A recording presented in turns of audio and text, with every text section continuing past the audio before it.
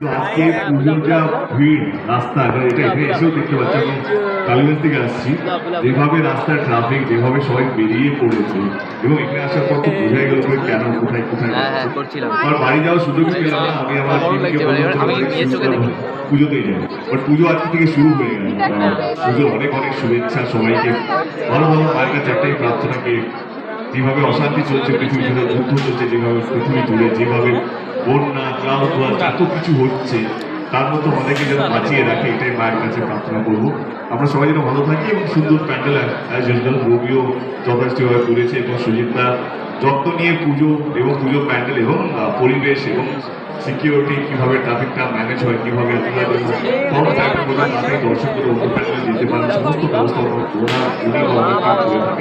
আমি জানি লাস্ট কবে কত বছর ধরে আসছি, কিন্তু এটা নিয়মই হয়ে গেছে। পুজোর সময় প্রথম দিনে আমাকে সুজিতদার জন্য